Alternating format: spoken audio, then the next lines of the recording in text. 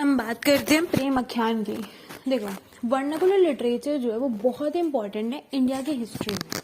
हमने बहुत टाइप की वर्नाकुलर लिटरेचर देखी है जो इंडियन सोसाइटी में अवेलेबल थी पोस्ट गुप्ता पीरियड से। And after the coming of the Muslims some important social changes जो थे वो टुक प्लेस करे सोसाइटी में। ये जो चेंजेस थे वो किस फॉर्म में आए? मिडीवल सोशल रिलीजियस मूवमेंट के फॉर्म में आए।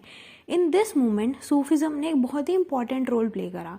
मोहम्मद हबीब ने अपने आर्टिकल अर्ली मुस्लिम बिजनेसिज्म में हाईलाइट करा है कि सूफिज्म किस शब्द से आया था? तज़व्वुफ से, जिसका मतलब था फिलॉसफी। उन्होंने आर्ग्यू करा कि तज़व्वुफ एक is a post graduate creed है इस्लाम की। कसफ अल महजब mention that al Hujwiri was the first Sufi saint जो इंडिया में आया था 1088 एडी में, 1088 एडी में, ठीक है। एंड एडी में फर्स्ट सूफी सिलसिला केम into the existence in Indian subcontinent with the coming of Chishti सिलसिला। ख्वाजा मुनीउद्दीन चिश्ती जो थे वो सूफी सिलसिला के फाउंडर थे। अपार्ट फ्रॉम द चिश्ती सिलसिला अदर सिलसिला जो थे वो भी डोमिनेट करते थे मिडीवल इंडिया में, इंडियन सोसाइटी में। फॉर एग्जांपल सुहरवादी सिलसिला, नक्शबंदिया सिलसिला, कादरी सिलसिला। अपार्ट फ्रॉम दीज इम्पॉर्टेंट सूफी सिलसिला जो थे, we have a lot of evidences regarding Sufi poets who wrote प्रेम आख्यान in local अवधी language। ये जो सूफी पोएट हैं ये डिफरेंट है ट्रेडिशनल सूफी सेंट से। But the tradition of writing of prem akhyan is not a new phenomena in Islamic history. But जो tradition है क्या लिखने का? प्रेम आख्यान लिखने का, वो कोई नया फिनोमिना नहीं है इस्लामिक हिस्ट्री में। We have a lot of evidences in Iranian romance. हमारा जो है अच्छा खासा एविडेंस है ईरानियन रोमांस में regarding this. For example Alif Laila Sheeran Farhad, ठीक है, शीरीन फरहाद। सूफी प्रेम आख्यान tradition begin with Maulana Daud Chandayan and continue till Nasir Prem Darpan, ठीक है। जो सूफी प्रेम आख्यान लिखने का सिलसिला था वो कहाँ से चालू हुआ था? मौलाना दाऊद चांद अयान से, और कब तक चला था? नासिर प्रेम दर्पण से। In this long period of nearly 600 years poet जैसे कुतुबान, मजहन एंड जैसी they emerged as the shining stars of literary space. ये लिटरेरी स्पेस के चमकते हुए सितारे दिखे। इंडियन हिस्टोरियन जैसे Athar Abbas Rizvi they have seen the poetry of the prem akhyan as an attempt to relate to create a synthesis of the Hindu Muslim culture. तो Indian historian जैसे अदर अब्बास रिजवी हो गया, ये इन्होंने they have seen the poetry of prem akhyan एक अटेम्प्ट की तरह क्या करने के लिए? क्रिएट करने के लिए सिंथेसिस हिंदू मुस्लिम कल्चर की। On the other hand Aditya Behl believes that Sufi Prem akhyan poetry एक रिप्रेजेंटेटिव है डिस्टिंक्ट इस्लामिक लिटरेरी ट्रेडिशन का। अकॉर्डिंग टू हिम ये ट्रेडिशनल सिग्नल करता है toward the adaption and localisation of Islam in Indian context. जो synthesis है Indian element का in the Indian Islamic tradition, ये किस चीज़ का रिजल्ट है? Well thought of a conscious adaptation का of these people who remained Muslim by faith. Therefore, according to Behel, this poetry cannot be viewed as a synthesis of opposing element of a distinct Islamic tradition. इसलिए बहल के हिसाब से ये poetry अब नहीं देख सकते as an opposing element of distinct Islamic tradition. These works also tell us about the political nature. ये जो काम है ये हमें किसके बारे में बताता है? Political nature के बारे में बताता है। The प्रेम आख्यान poets did choose regional folk tales as the basis of their masnavis. ठीक है, ये जो प्रेम आख्यान के पोएट्स हैं क्या यूज करते हैं? रीजनल फोक टेल्स को किस बेसिस में यूज करते हैं? As the basis of the masnavi. But the praise of Allah and the description and praise of the prophet, four pious caliphs and the praise of the poet's own pir signals that these works were bound by traditional Islamic Sufi ideology। लेकिन वो कहते हैं कि जो अल्लाह की praise है, समझ आ रही है? The prem akhyan poet did choose regional folk tales at the basis of their masnavi, but जो अल्लाह की प्रेज है on the description and praise of prophet, four pious caliph and the praise of the poet's own teacher जो हो गया पेर, वो दिखाता है कि जो वर्क है वो किस चीज़ से बाउंड है? ट्रेडिशनल इस्लामिक सूफी आइडियोलॉजी से। However, even as the character of these prem akhyan creations are defined by and direct by Islamic Sufism, These texts are seen as a part of distinct Indian Islamic tradition. ये जो text है किसका part दिखते हैं? Distinct Indian Islamic tradition का part दिखते हैं, because of containing and accepting many ideas, क्योंकि कंटेन भी करते हैं और एक्सेप्ट करते हैं बहुत सारे ideas, traditional rituals from Indian literature. यहाँ से इंडिया के लिटरेचर से. They are distinct from them and describe the evolution of Islam in Indian environment. ये उनसे अलग हैं, लेकिन ये क्या दिखाते हैं? डिस्क्राइब करते हैं, evolution दिखाते हैं. evolution जो है इस्लाम का इंडिया के एनवायरनमेंट में. सूफी प्रेम आख्यान have not been able to receive some status as other Sufi texts such as मुल्फज़त have. मतलब सूफी प्रेम आख्यान को दूसरे सूफी टेक्स्ट की तरह नहीं मिलेगा कभी भी स्टेटस. जैसे आपका मलफज़त हो गया. मलफज़त लिटरेचर इज डिफरेंट फ्रॉम प्रेम आख्यान टेक्स्ट इन सेवरल मैनर्स. ये जो लिटरेचर है ये मुरीद ने बनाई थी, स्टूडेंट्स ने बनाई थी, सूफी शेख्स की या सूफी टीचर्स की. उनकी मेमोरी और रिकलेक्शन में they use to write down the sayings of the pir every day. जो स्टूडेंट्स थे वो अपनी टीचर की सेइंग्स हर दिन लिखते थे अपने पेयर की. ठीक है.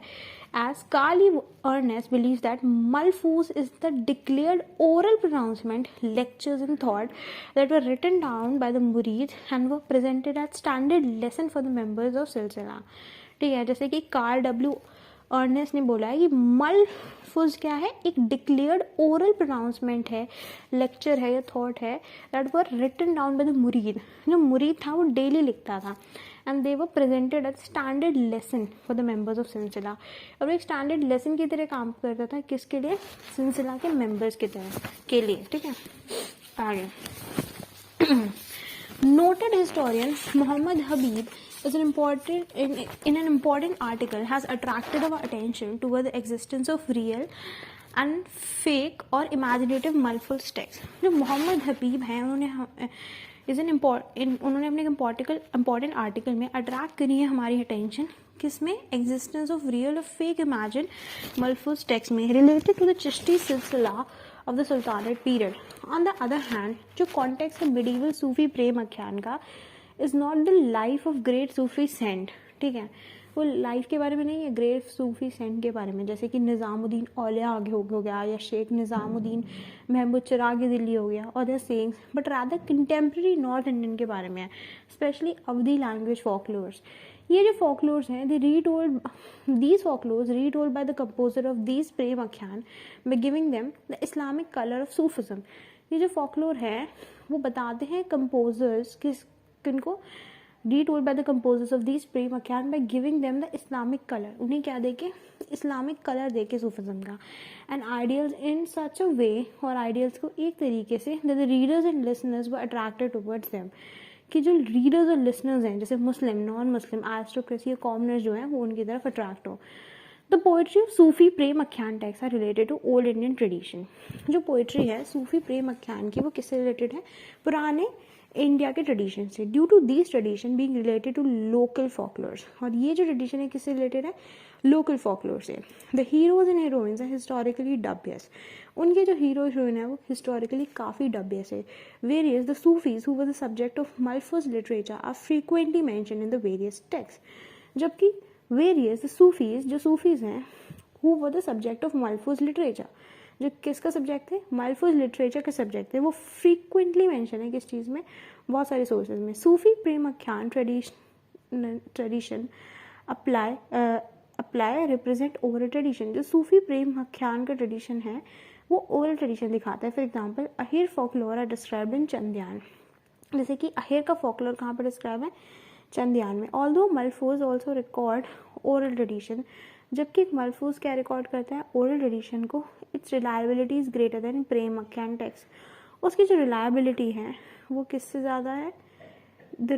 उसकी जो रिलायबिलिटी है वो प्रेम आख्यान टेक्स्ट से ज़्यादा है.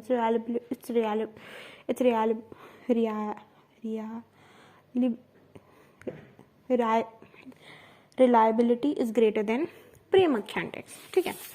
अब बात करें आगे. Malfuz literature was written in Arabic and Persian and were intended to be limited to a Muslim audience. जो मलफूज की लिटरेचर है वो अराबिक और पर्शियन में लिखी हुई थी और वो किस चीज़ में इंटेंड हो रखी थी? लिमिट करने में मुस्लिम ऑडियंस को. ऑन द अदर हैंड प्रेम आख्यान वर रिटन इन हिंदी और अवधी लैंग्वेज. जबकि जो प्रेम आख्यान थे वो कहाँ पे लिखे हुए थे, हिंदी और अवधी लैंग्वेज में लिखे हुए थे. The Sufi have written prem akhyan with in masnavi style and their composition closely revolves around main precepts of Islam. जो सूफी हैं उन्होंने क्या लिखा था, प्रेम आख्यान को लिखा था मसनवी स्टाइल में, और उसका कॉम्पोजिशन जो था वो रिवॉल्व कर रहा था मेन प्रिसेप्ट ऑफ इस्लाम में. They have tried to displace Sufi thoughts in every possible way. ठीक है, उन्होंने डिस्प्लेस करने की कोशिश करी थी सूफी थॉट्स को हर पॉसिबल वे में. Due to the Malfuz text being composed by Murids, they were not able to give an accurate account of Sufi viewpoints. क्योंकि ड्यू टू द मलफूज टेक्स्ट के कारण जो मुरीद ने कंपोज करा था, they are not able to give an accurate account of Sufi viewpoint. वो एक एक्यूरेट अकाउंट नहीं दे पा रहे थे सूफी के व्यू पॉइंट का. There is always a chance that the murid has been careless in giving clear description of Sufi ideas. हमेशा एक चांस था कि जो मुरीद होगा वो केयरलेस होगा एक क्लियर डिस्क्रिप्शन देने का सूफी के आइडियाज़ को. On the one hand Sufi Prem akhyan poets created grounds of high quality culture. एक तरीके से जो सूफी का प्रेम आख्यान पोएट्स है, they would on the one hand Sufi Prem akhyan poets created grounds of high quality. ठीक है, उन्होंने कौन से ग्राउंड क्रिएट करे, हाई क्वालिटी कल्चर के. while on the other did not hesitate to express their own ideals. जबकि जो दूसरे थे वो हेजिटेट करने के लिए उनके खुद के आइडियल्स वो डिड नॉट हेजिटेट, जबकि जो दूसरे थे वो हेजिटेट नहीं करे एक्सप्रेस करने के लिए उनके खुद के ideals and thoughts while keeping within the confines of Indian culture. क्या कीप करके, while their own ideals and thoughts, क्या कीप करके, confine of Indian culture को कीप करके. The entire Sufi composition are testimony to the fact that they have not expressed anything else except their own belief and values. जो entire Sufi composition है, they are testimony to the fact, वो इस बात की testimony है that they have not expressed anything else, कि उन्होंने कुछ भी express नहीं करा else except their own belief and value, अपनी खुद की belief और value के अलावा. These texts must be seen under tasawwuf and Sufi math, or else they will merely appear as love stories. ठीक है, ये जो टेक्स्ट हैं they would be seen under tasawwuf and Sufi math. ये किसे देखेंगे, तज़ाफ़ुफ़ और सूफी मत को देखेंगे, और else they will merely appear as love story, या फिर ये सब लव स्टोरी की तरह अपेयर होंगे. According to some historians, the prominent among them being S.A. Rizvi suggests the influence of Major. According to some historian, कुछ historian की तरह, ठीक है, अकॉर्डिंग टू सम हिस्टोरियन जो प्रोमिनेंट हैं इनके बीच में वो हैं among them is being S.A. Rizvi. वो है S.A. Rizvi suggest the influence of major, जो इन्फ्लुएंस सजेस्ट करते हैं major saint of bhakti saints का. ठीक है, that can be seen clearly on the Sufi premakhyan literature, जो आपको क्लियरली दिखाया जा सकता है कहाँ पे, सूफी प्रेमाख्यान लिटरेचर में. According to Rizvi, the premakhyan writer of 16th century, they were influenced by the ideas of Kabir and Nanak. Rizvi के हिसाब से जो प्रेमाख्यान राइटर है 16th century का, ये इन्फ्लुएंस होते हैं कबीर और नानक के आइडिया से. Orthodox Muslim respected Radha Krishna stories popularized by Shudras. जो ऑर्थोडॉक्स मुस्लिम हैं वो राधा कृष्ण की स्टोरीज को पॉपुलराइज करते हैं जो शूद्रों ने बताई थी. बट इन अब्दुल वाहिद बिलग्रामी कनका they were merely seen as symbols of love and materialism. पर जो अब्दुल वहीद बिलग्राम कनका में है ये सारी चीज़ें सिर्फ एक लव और मटीरियलिज्म की तरह ही दिखाई जाती है. Vishnupad important both in Kabir and Shudras got important position in समा. जो विष्णुपद था वो इम्पॉर्टेंट था कबीर में भी और शूद्र में भी, कबीर में भी और सूरदास में भी. ऊपर भी शूद्र नहीं है, सूरदास है, कबीर और सूरदास, उसे इम्पॉर्टेंट पोजीशन मिली थी समा में. Orthodox Raskhan began to write about Krishna. जो ऑर्थोडॉक्स रास खान था वो कृष्णा के बारे में लिखने लग गया था.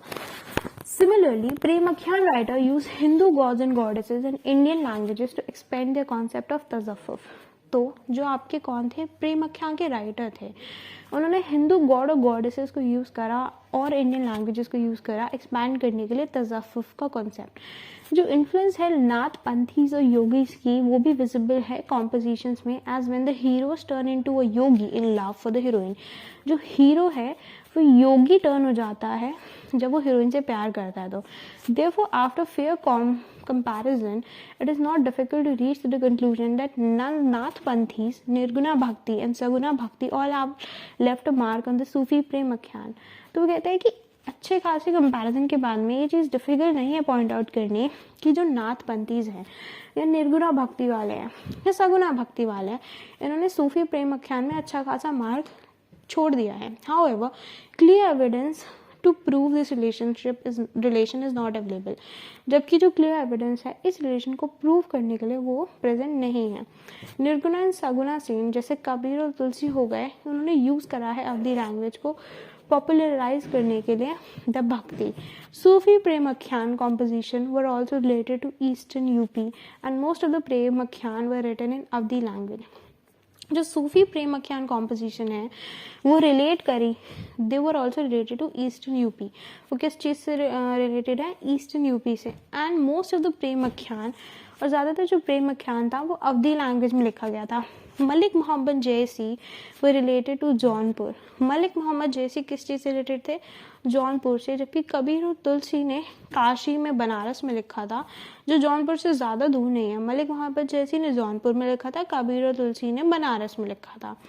However stretching the similarities beyond a certain point would be disrespect. लेकिन अगर हम जान के सिमिलैरिटीज़ बनाएंगे एक पर्टिकुलर पॉइंट के से ज़्यादा, तुम उसकी इंडिविजुअल आइडेंटिफिकेशन को खो रहे हैं, तुम उस बंदे को डिसरिस्पेक्ट कर रहे हैं। The fundamental differences among the भक्ति मूवमेंट, निर्गुणा भक्ति, सगुना भक्ति या नथपंथी, ये आपस में डिफरेंट है जबकि वो रिलेट है रिलीजियस आइडियोलॉजी से। Sufi प्रेमाख्यान ideology only appears to have a slight relation to them. सूफी प्रेमाख्यान आइडियोलॉजी का थोड़ा बहुत रिलेशन है उससे। Sufi प्रेमाख्यान poets were totally related to Islamic belief. ठीक है, जो सूफी प्रेमाख्यान पोएट्स हैं वो किस चीज़ से रिलेटेड है, इन्हीं सब से रिलेटेड है, इस्लामिक बिलीफ में। They did not believe in god and goddesses of saguna bhakti. The nirguna arrogance of Kabir is not visible in them. ठीक है, ना तो वो सूफी प्रेमाख्यान वाले हैं वो गॉड और गॉडेसेस में बिलीव करते हैं जैसे सगुन भक्ति वाले करते हैं, ना कि उनके अंदर कोई निर्गुणा का एरोगेंस है कबीर कि वो तो बिलीव ही नहीं करते आइडल वर्शिप में, वैसा भी नहीं है। ठीक है, ये चीज़ इस्लामिक बिलीफ से रिलेटेड है सूफी प्रेमाख्यान पोएट्स की। ठीक है, it is also pertinent to mention here कि जबकि कबीर, रैदास, दादू दयाल एक्सेट्रा, निर्गुणा सेन्स, ये लोअर स्ट्रेटा और कास्ट सोसाइटी से रिलेटेड है, दाऊद, कुतुबिन, महाजन एक्सेट्रा। तो सूफी प्रेमाख्यान राइटर्स जो हैं ये मुस्लिम कम्युनिटी जो पढ़ी लिखी और एरिस्टोक्रेटिक क्लास है वहाँ से रिलेटेड है, पढ़ी लिखी कम्युनिटी जो है। Where Kabir and other Nirguna Saint criticize social stratification and ridiculed caste differences. Of course, ये बात है, कबीर और दूसरे निर्गुणा सेंट इसके अगेंस्ट थे। सूफी प्रेमाख्यान poets even while being Muslims did not disregard caste hierarchy। जबकि सूफी प्रेमाख्यान पोएट्स मुस्लिम थे तब भी उन लोगों ने पूरी तरीके से कास्ट हायरार्की को डिसरिगार्ड नहीं करा। The study of these text tell us that in the contemporary non Muslim society the high status of Brahmins and the dominance has been accepted by Jayasi and other Sufi poets. जो study है text की वो बताती है contemporary non Muslim society में कि जो high status है किसका, ब्राह्मण्स का और उनकी डोमिनेंस का, वो चीज़ एक्सेप्ट की गई है हम जैसी से, मलिक मोहम्मद जैसी से ने करी है वो चीज़ एक्सेप्ट, और दूसरे सूफी पोइट्स ने भी उस चीज़ को एक्सेप्ट करा है। As far as patriarchy and gender related issues are concern, some similarity between opinion of saints and the poets of Premakhyan are clearly visible। जबकि पेट्रियार्की और जेंडर रिलेटेड इश्यूज कंसर्न है, ठीक है, कुछ आपको सिमिलैरिटी मिलेगी ओपिनियन में, चाहे आप संत की बात करें या पोएट ऑफ प्रेमाख्यान की बात करें, आपको मिल जाएंगी। ठीक है, deterioration of women is visible in several of the Kabir sakhis as well as in of the other saints।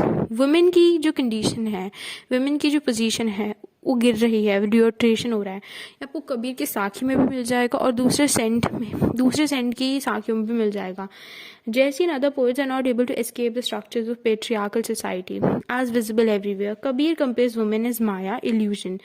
जैसे दूसरे पोइट्स भी इस स्ट्रक्चर जो है पेट्रियार्कल सोसाइटी का से बच नहीं पाए, जैसे कबीर जो विमेन को माया या इल्यूजन बताता है। द प्रेम आख्यान poets did adopt Saguna symbols and metaphors in the ideology, but all these poets especially believed in Islamic monotheism. वो कह रहे हैं कि जो प्रेम आख्यान पोएट्स हैं वो सगुना सिंबल्स और मेटाफर्स भले ही यूज़ कर रहे हैं अपनी आइडियोलॉजी पे, तो ज़्यादातर ये जो पोएट्स हैं ये सारे क्या हैं, ये इस्लामिक मोनोथिज्म दिखाना चाहते हैं। जो एक्सप्लेनेशन है फ्यू इम्पॉर्टेंट वर्क की ऑन प्रेम आख्यान done by Hindi literary scholars and historians, वो काफ़ी ज़्यादा ज़रूरी है। It is true but early Hindi scholars और हिस्टोरियंस जो है उन्होंने मेंशन करा है सूफी पोएट्स को हियर और there, but actual and systematic critical study जो है सूफी पोएट्स की वो जैसी ने पद्मावत में करी थी। Study started coming one after another. Professor Pandit Ramachandra Shukla was the first who wrote critical analysis of Sufi philosophy and devotion based on Padmavat and other writings of Jaisi. Post this, attempts to understand Tasawwuf or Sufi mat were started by various scholars. In the meantime, apart from scholarly papers, texts were also published. Professor Chandrabali Pandey book may be taken as the first study of Sufi mat, but he has been able to give only single-faceted study of Sufism. Mata Prasad Gupta published Jaisi Granthwali and gave a scientific perspective to the study of Jaisi. However, this book too turned out to the merely something just to provoke the interest. Pandit Parshuram Chaturvedi provided a systematic introduction to the Sufi poets. पंडित परशुराम चतुर्वेदी ने एक systematic introduction दिया सूफी poets का. Professor Hazari Prasad Dwivedi attach attention towards the study of Sufi lines of Sufi poetry. Various Hindi critic Vijay Dev Narayan Shahi described these Prem Akhyan, particularly Jaisi, beyond the religious and political interpretation. He described these texts only on the basis of poetic manner. Among some of the works done by historian Qasir Yazdani has written about Sufi philosophy and mysticism expressed in Prem Akhyan. In this, he has tried to look at the various aspects of society, life, and Sufi philosophy. Apart from this, S.A. Abbas Rizvi has dedicated one chapter of his book to these Prem Akhyan. He has highlighted the impact of Kabir and Nanak on these Sufi texts. He has described Muslim poets like Ras Khan as completely immersed in Krishna Bhakti, thereby presenting a harmonious relationship between Hindus and Muslims. As has been shown in the research work, Prem Akhyan have to be seen not as a representative of Hindu-Muslim harmony, but rather they have to be understood in contemporary and cultural context. Aditya Bahel in his article has attempted to analyze Prem Akhyan texts. Okay, he has looked at the description of love between the hero and the heroine, in which the process by which the hero gets the heroine is seen as a representative of physical pleasure. He has seen heroes to be yogis, which shows the influence of contemporary yogis. Attempt has been made not only to research for elements of historicity, but also to work on some new aspect. For this purpose, effort has been made to keep these Prem Akhyan near their cultural, social and gender-based aspect. The question which are sought to be answered are, what cultural structures have these Sufis sought to present? What was the viewpoint of the question towards people from other community and women? It is very important to discuss that to understand medieval Sufi Prem Akhyan in terms of modern secular thought as an evidence of Hindu-Muslim synthesis is actually focusing modern secular thought upon them. It is necessary to understand these texts within the time frame for these poets as well as their historical elements. To understand the descriptive strategies of Mullah Daud, Kutuban and Jaisi among others, it is first necessary to accept this fact that most of these Sufis had links with one or the other Sufi silsila and contemporary ruling class. We also need to see whether the poets of these Prem Akhyan provided any form of legitimacy to contemporary polity, or if we see some form of tension between the Sufi ideology and political authority of that time. Was there any form of competition among the Sufi saints, Vaishnavites, Nathpanthis, and other sect of the propagation of the ideas among various religious community? What kind of views about gender surface are these in Prem Akhyan?